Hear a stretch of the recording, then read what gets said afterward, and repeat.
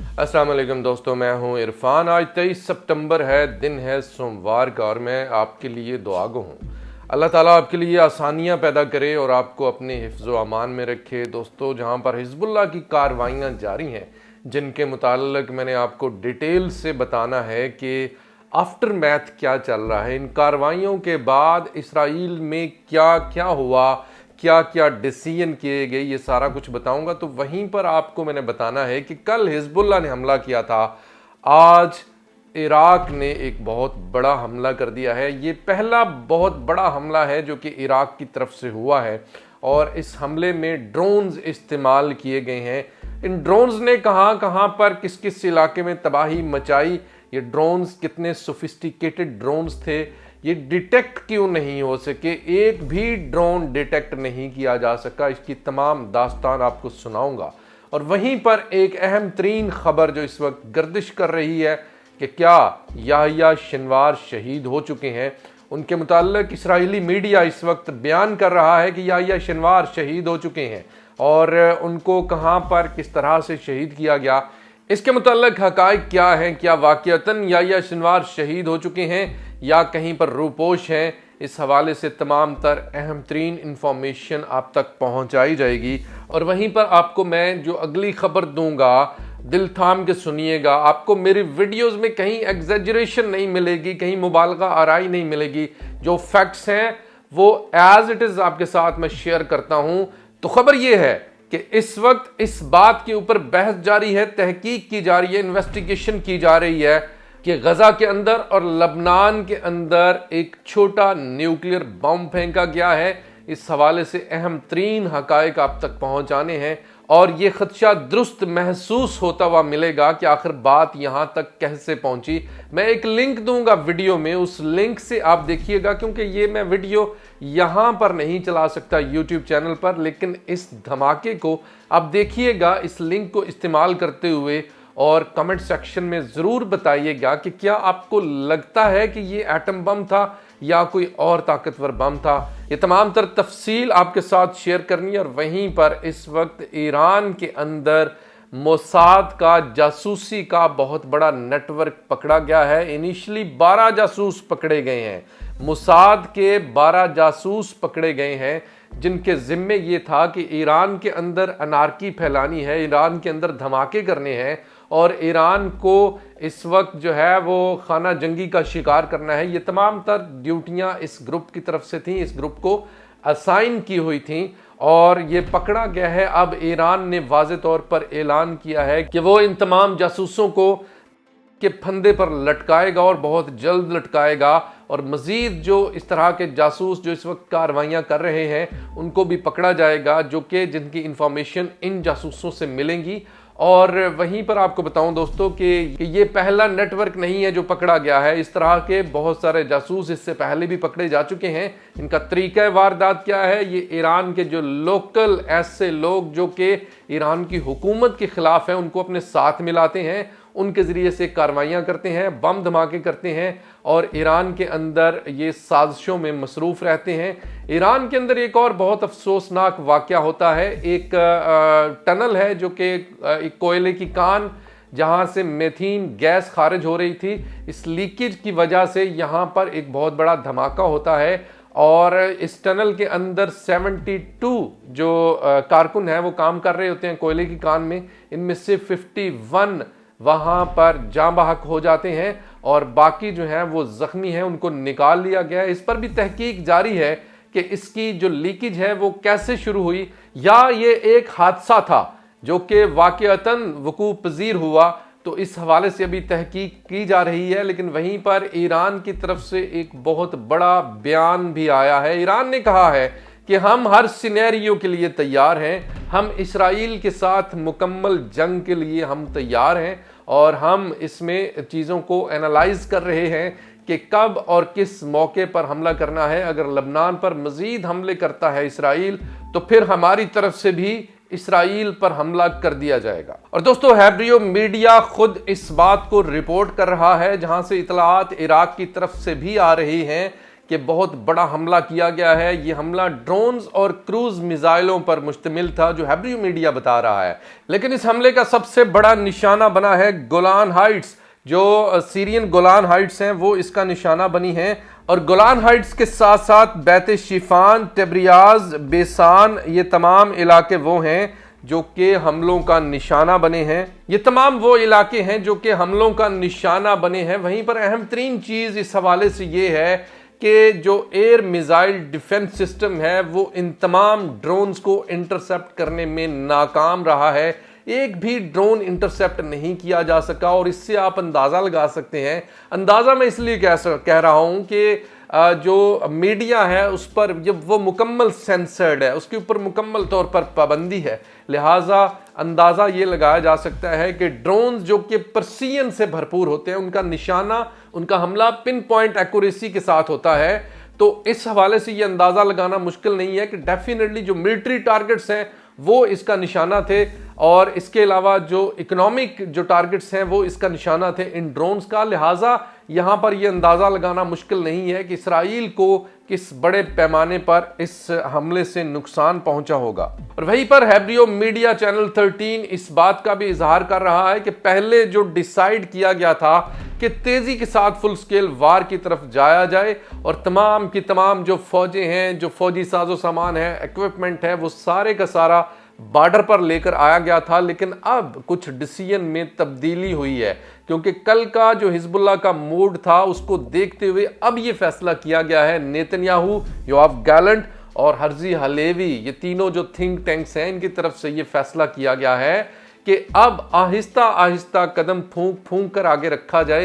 Escalation जो है वो यकदम ना की जाए, आहिस्ता आहिस्ता इस जंग का दायरा कार बढ़ाया जाए। अब हिजबुल्लाह के मुफाद में क्या है, हिजबुल्लाह जो है इस वक्त इस पोजीशन में आ चुका है कि वो एक कारी ज़र्ब लगा सकता है। उसने अपने तमाम तर जो कार्ड्स हैं वो अभी तक शो नहीं किए। जो एनालिटिक्स हैं इस हवाले से, जो एनालिस्ट हैं वो इस हवाले से ये बता रहे हैं कि हिजबुल्लाह ने अभी तक अपनी जो 10% कैपेबिलिटीज़ हैं उनका भी इस्तेमाल नहीं किया, और उसके नतीजे में इस वक्त जो तमाम नॉर्थ है, जो तमाम शहर हैं जिनके ऊपर हमला किया गया है, वो तमाम के तमाम इस वक्त वहाँ के सेटलर जो हैं वो ज़ेरे ज़मीन बंकर्स में हैं। गुज़िश्ता 24 घंटों से वो बंकर्स के अंदर मुसलसल अपनी ज़िंदगी गुजारने पर मजबूर हैं। स्कूल्स बंद हो चुके हैं, और इस वक्त इतला ये है कि हाइफा पोर्ट मुकम्मल तौर पर बंद हो चुकी है। हाइफा पोर्ट जो कि इकोनॉमिकल एक्टिविटी का गढ़ समझी जाती है, एक ऐसी अहम तरीन पोर्ट है जहां से इसराइल अपना सारा कारोबार करता है, वो गुज़िश्ता काफ़ी दिनों से नंबर 1 वो जो होती हैं उनके हमलों की वजह से, उनके ब्लॉकेड की वजह से वो वैसे ही बंद है। और सेकंड, जो इराक की तरफ से ड्रोन हमले किए जाते हैं, जो हिजबुल्लाह की तरफ से ड्रोन हमले किए जाते हैं, उनकी वजह से भी ये तमाम की तमाम एक्टिविटी यहां पर मुकम्मल तौर पर बंद है। इसके अलावा ये जो बहुत बड़ा हमला किया गया है इराक की तरफ से, इसमें से मैंने आपको बताया कि इसमें जो गोलान हाइट्स हैं उनको निशाना बनाया गया, शिफान के इलाके को, बैत शिफान को निशाना बनाया गया, टेब्रियाज के इलाके को निशाना बनाया गया, तो वहीं पर जॉर्डन वैली को भी निशाना बनाया गया। जॉर्डन वैली थोड़ा सा इन टारगेट से हटके है, लेकिन ये भी महफूज नहीं रही। और जब से जंग शुरू हुई है तब से लेकर अब तक बैत शिफान को निशाना नहीं बनाया गया था। बैत शिफान में पहली बार सायरन बजे तो सेटलर्स की भागदौड़, सेटलर्स का खौफो हिरास वहां पर इस चीज की गम्माजी कर रहा था कि इराक के जो ड्रोन्स हैं, ये जो हमले हैं, ये इन सेटलर्स को चैन की जिंदगी बसर नहीं करने देंगे, और तमाम के तमाम सेटलर जो हैं वो आहिस्ता आहिस्ता जब तक वो ज़ेरे ज़मीन बंकर्स में नहीं चले गए तब तक उनको सुकून का सांस नहीं आया। इसके अलावा कल जो हमले किए गए उसमें हिजबुल्लाह ने फादी 1 और फादी 2 रॉकेट जो है इस्तेमाल किए। ये 2006 के बाद पहली दफ़ा इन रॉकेट्स को इस्तेमाल किया गया। इसके स्पेक्स, इसकी स्पेसिफिकेशन जो हैं वो हिजबुल्लाह की तरफ से उन्होंने बाकायदा पब्लिश की हैं। इसमें बताया गया है कि ये 83 kg वार हेड लेकर जाने की सलाहियत रखता है। इस मिसाइल का कैलिबर 220 mm है, इसकी लेंथ 6 मीटर है और इसकी रेंज 70 किलोमीटर है। और ये टैक्टिकल एक वेपन है जो कि सरफेस टू सरफेस मार करता है। नॉर्मली इस मिसाइल को जो फ्रंट लाइन बेसिस हैं, क्योंकि ये शॉर्ट रेंज मिसाइल है, लिहाजा जो फ्रंट लाइन बेसिस हैं उनको तबाह करने के लिए, सप्लाई चेन्स को तबाह करने के लिए इसको इस्तेमाल किया जाता है। इसको फिक्स्ड और मोबाइल जो लॉन्च पैड्स हैं उन दोनों के जरिए से इसको लॉन्च किया जा सकता है। और आइंदा आने वाले दिनों में हिजबुल्लाह इस मिसाइल को कसरत के साथ इस्तेमाल करेगा, क्योंकि नॉर्थ फ्रंट जो है वो इस वक्त मुकम्मल तौर पर एक्टिव है। वहां पर एस्केलेशन और टेंशन आहिस्ता आहिस्ता बढ़ रही है। और वहीं पर दोस्तों नॉर्दर्न सीरिया में भी अमरीकी एयरबेस को निशाना बना लिया गया है। अमरीका एक ऐसा बेवकूफ तरीन मुल्क है जो कि इसराइल के लिए अपना कबाड़ा करवा रहा है। अब सीरिया के अंदर अब सिर्फ सीरिया के अंदर नहीं, इराक के अंदर भी एक जो एयरबेस है उसको निशाना बनाया गया। उसकी भी डिटेल बताता हूं आपको मैं। नॉर्दर्न सीरिया में अमेरिकन एयरबेस को मिसाइलों के साथ हमला किया है वहां के जो मुजाहिदीन है उन्होंने। और इसमें जो दोनों फौजी हैं, जिसमें अमेरिकन भी हैं, जिसमें इसराइली भी हैं, इन दोनों ममालिक के फौजियों की हलाकत की इतला है वहां पर। और वहीं पर इराक के अंदर भी अमरीकी बेसिस महफूज नहीं है। इराक के अल हसाका के जुनूब की तरफ अल शद्दादी अमेरिकन बेस है। इस बेस पर मिसाइलों से और ड्रोन्स के साथ हमला कर दिया गया और वहां पर भी काफी बड़े पैमाने पर नुकसान की इतलात हैं। जबकि इसराइल की तरफ से भी आज सुबह हमलों का आगाज किया गया और कम वक्त में कम से कम 2 घंटे के अंदर अंदर 150 स्ट्राइक्स की गई लबनान के ऊपर। कल मैंने आपको बताया था कि इसराइल का जो आर्मी चीफ है वो किस तरह से बता रहा है कि हमारे सिविलियंस को टारगेट किया गया है, हमारे बच्चे सो नहीं सकते, दिस दैट। और आज वंस अगेन एक बार फिर से सिविलियन आबादी को निशाना बनाया गया है और काफ़ी सारे गांव जो हैं वो इसराइल की बर्बरियत का निशाना बने हैं। अब यहाँ पर जो इनका डबल स्टैंडर्ड है, यानी अपने शहरियों के लिए इनकी सोच अलग है, लेकिन जो दूसरे ममालिक के शहरी हैं, जो लबनान के शहरी हैं, उनके मुतल्लिक इनकी राय कतन अलग है। अब वहीं पर एक और बड़ा अहम तरीन बयान आया है इसराइल की तरफ से। वो कहता है कि हम लबनान को भी हिजबुल्लाह ही समझते हैं। ऐसा नहीं है कि हम हिजबुल्लाह के साथ लड़ाई है तो हम लबनान को स्पेयर कर देंगे, तो हम लबनान को भी हिजबुल्लाह ही समझते हैं। वहीं पर लबनान के वजीर आज़म ने एक बहुत बड़ा ऐलान कर दिया है। उन्होंने कहा कि हमारी तरफ से ये मुकम्मल एक फुल फ्लेज वार है, एक फुल स्केल वार है, जिसमें हम जैसे ही एस्केलेशन बढ़ेगी तो हम अपनी तरफ से भरपूर हमले शुरू कर देंगे। ये लबनान के वजीर आज़म की तरफ से पहला इस तरह का इस लेवल का खतरनाक बयान जारी किया गया है। तो वहीं पर आपको बता दूं कि एक और ऐलान हिजबुल्लाह की तरफ से भी किया गया है। हिजबुल्लाह ने कहा है कि अगर हमें ये पता चला कि इसराइल एक बड़ी जंग की तैयारी कर रहा है, एक फुल स्केल वार की तैयारी कर रहा है, तो हम प्रीएम्प्टिव स्ट्राइक करेंगे, यानी हम पहले ही हमला कर देंगे और इसराइल को इस स्ट्राइक करने से पहले हम इसको मुकम्मल तौर पर तबाह बर्बाद कर देंगे। वहीं पर जो फ्रंट लाइन है, जो लबनान का बॉर्डर है, वहां पर एक गाड़ी को निशाना बनाया गया है गाइडेड मिसाइल के साथ, और इस गाइडेड मिसाइल ने इस गाड़ी के परखच्चे उड़ा दिए और उसमें मौजूद 5 के 5 फौजी हलाक होने की इतला है। वहीं पर शेख नईम कासिम, जिनके मुताल्लिक इनिशियल जो आया था कि उनको शहीद कर दिया गया है, जो सेकंड इन कमांड है हिजबुल्लाह के, उन्होंने एक ऐलान किया है। उन्होंने इसराइल की फौज को बाकायदा से मशवरा दिया और कहा है कि अगर तुम चाहते हो कि तुम महफूज रहो, तुम्हारे शहरी नार्दर्न इसराइल की तरफ लौट आएँ और चीज़ें नॉर्मल हो जाएं, तो गज़ा चले जाओ और वहाँ पर जाकर जंग बंदी करो और उसके साथ ही चीज़ें जो है वो नॉर्मल हो जाएंगी। कुछ मनाजर निहारिया से आपको दिखाना चाहता हूँ। निहारिया एक और शहर है जो कि तकरीबन कम से कम 1 लाख सेटलर्स वहाँ पर रहते हैं। निहारिया के अंदर क्या चल रहा है, वीडियो मुलाहिजा कीजिएगा।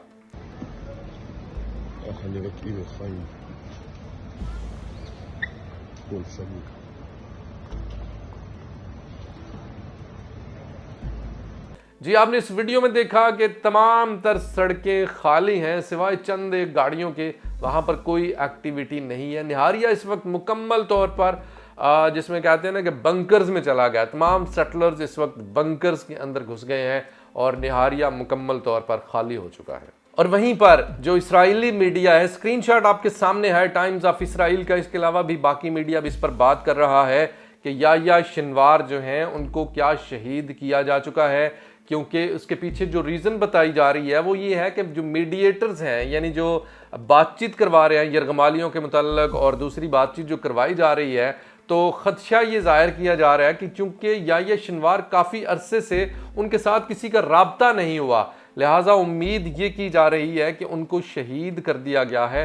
लेकिन इस हवाले से कोई ठोस सबूत नहीं है, कहीं से भी कोई ठोस सबूत नहीं मिला, ना हमास की तरफ से कोई बयान जारी किया गया है इस पर। और इसी तरह से आज से कुछ अर्सा पहले मोहम्मद दाइफ जो अल-कसाम ब्रिगेड के कमांडर हैं, उनको भी शहीद करने का दावा किया था इसराइल की फौज ने। बाकायदा से उनके मुतल्लिक तो लिखा गया था एलिमिनेटेड, लेकिन यह है कि उनके हवाले से भी कोई ठोस सबूत आज तक सामने नहीं आ सका। लेकिन यहाँ पर मैं आपको जो तरीक़ाकार है जो हमास का, हिजबुल्लाह का, अगर इनका कोई कमांडर शहीद हो जाता है, कोई बंदा शहीद हो जाता है, तो ये वाज़े तौर पर उसका ऐलान करते हैं। इस ऐलान के साथ जो बाकी मानदा फौज है, जो बाकी मानदा उनके मुजाहिदीन है, उनकी कमर नहीं टूटती, उनके अंदर एक नया जज्बा पैदा होता है। लिहाजा ये बात करना कि मोहम्मद दाइफ शहीद हो चुके हैं या सिनवार शहीद हो चुके हैं, ये मुकम्मल तौर पर बेसलेस एक इस तरह की बात है जिसके ऊपर कोई जो है वो यकीन नहीं करता। और उसकी एक और बड़ी रीज़न है, मैं आपको बता देता हूं कि आज से कुछ अर्सा पहले दिसंबर में अगर जाएं तो दिसंबर में बताया गया था जी कि याह्या सिनवार जो वो शहीद हो चुके हैं, और उस वक्त भी राब्ता नहीं हो रहा था उनसे, और उस वक्त ये खदशा जाहिर किया जा रहा था कि वो सिनाई यानी इजिप्ट की तरफ निकल गए हैं या फिर कहीं और रूपोश हो गए हैं। लेकिन इसराइल की फ़ौज जो है उसने उनकी शहादत का ऐलान कर दिया था। लेकिन वहीं पर उसी वक्त ही जो कुछ अरसे के बाद उनकी दोबारा से एंट्री हो जाती है, और इस वक्त भी जो याह्या सिनवार हैं उनके साथ राब्ता नहीं किया जा सकता, उनके साथ राब्ता नहीं हो पा रहा। अब यहाँ पर जो है वो टेंशन्स निगोशिएटर्स की बढ़ रही हैं कि अब हम बातचीत किससे करें, क्योंकि उनसे तो राब्ता ही नहीं हो रहा। तो यहाँ पर भी अब यहाँ पर ये है कि वो अपने आप को खुफिया रखने के लिए, अपने आप को महफूज रखने के लिए वो इस वक्त किसी से राब्ता नहीं कर रहे, क्योंकि हर तरह से बू सूंघी जा रही है कि याह्या सिनवार कहाँ पर हैं, उनको जो है वो हमला करके उनको शहीद किया जाए। और इस वक्त जो थिंक टैंक्स हैं, बड़े बड़े थिंक टैंक्स, वो इस चीज़ पर गौर कर रहे हैं कि क्या लबनान के अंदर जो बम फेंका गया था बहुत बड़ा, इसकी मैंने परसों आपको बताया था कि एक बहुत बड़ी जो शॉक वेव है इससे पैदा हुई है, और वो शॉक वेव बादलों तक जाती हुई महसूस हुई है। बाकायदा वीडियो मैंने आपके लिंक में मैंने आपको वीडियो दिखा दी है, लगा दी है। आप उस वीडियो को देखकर कमेंट कीजिएगा कि क्या आपको लगता है, क्योंकि उसी तरह का एक फायर अम्ब्रेला बनता हुआ नजर आता है, उसी तरह की शॉक वेव पैदा होती हुई नजर आती है। तो यहाँ पर ये सिर्फ मैं खाली दावा नहीं कर रहा, सिर्फ उस धमाके की बेस पर मैं दावा नहीं कर रहा, मैं आपके सामने इस वक्त बाकायदा से एक ऑर्गेनाइजेशन है जिसका नाम है अमेरिकन पीस इंफॉर्मेशन काउंसिल, और यूके की एक ऑर्गेनाइजेशन है जिसका नाम है ग्रीन ऑडिट। ये इस चीज पर तहकीक कर रहे हैं कि क्या गजा के अंदर और लबनान के अंदर क्या एक छोटा सा बम फेंका गया है वहां पर, इस पर बाकायदा से तहकीक की जा रही है इन दोनों ऑर्गेनाइजेशन की तरफ से। और वहां पर जो मौजूद एम्बुलेंसेज हैं, उसके करीब जो एम्बुलेंसेज हैं, उनके कार एयर फिल्टर्स चेक किए जा रहे हैं। नंबर एक, वहां पर जो लोग जिनकी हुई है, जो हुई हैं, जो शहादतें हुई हैं, उनके बालों के नमूने हासिल कर लिए गए हैं। और तीसरे नंबर पर वहाँ की जो गड़े पैदा हुए हैं उनकी मिट्टी के नमूने हासिल कर लिए गए हैं। और ये तमाम सैंपल जो हैं इसमें इस वक्त इनकी जांच की जा रही है कि क्या इसके अंदर से उनको कुछ इस तरह के शवाहिद मिलते हैं जिसमें जो ताबकारी असरात हैं क्या वो मौजूद हैं उनके अंदर।